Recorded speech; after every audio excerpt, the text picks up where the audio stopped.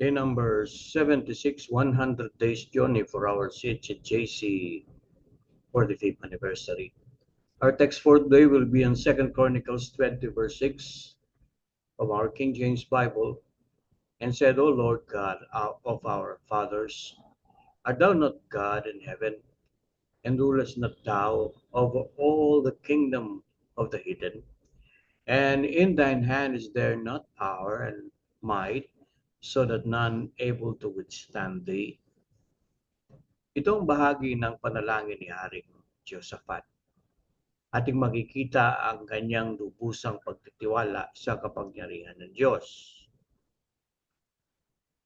Malinaw nating makikita na sa kabila ng kanyang takot, kanyang kinikilala na ang Diyos ay makapangyarihan at kaya siyang ingatan ang kanilang mahinang tribu. Ang Diyos ang gagawa upang walang sino man na makakatalo sa makapangyarihang Diyos. Sa ating kapanahunan ngayon, may mga malalaki at makapangyarihang mga bansa na nais lupigin ang mga mahihinang bansa. Ginagawa nilang sunod-sunuran sa kanilang mungkahi at sila ang nagpapagalaw sa takbo ng kanilang nais. Hindi naman lalayo ito sa nangyayari sa ating bayan. Malapit na naman ang eleksyon at maraming nagtabasa na sa pwesto ang ayaw ng umalis dito at meron pang magkakamag-anak na namumuno. Kung masamang nakaupo ngayon, nais lang ng Diyos na tawagin tayo na mga mananampalataya upang manalangin na ang katotohanan at ang katwiran ay papairal ng Diyos.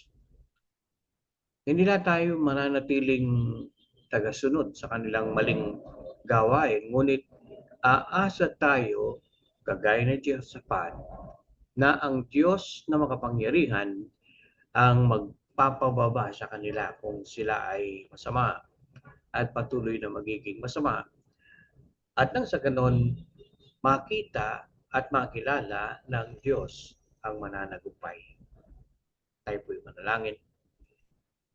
Salamat po, Panginoon, kahit may mga nanunungkulan at merong mga malalakas, alam namin kayo ang makapangyarihan sa lahat. At ang ginawa ni Jehoshaphat ay magbibigay sa amin ng lakas ng loob upang lumapit sa inyo, manalangin, idalangin ang aming bansa at nang sa ganon, ito'y magsimula ng bumalik sa inyo at magamit ng lubusan. Ito po ang aming samot panalangin sa pangalan ni Jesus. Amen.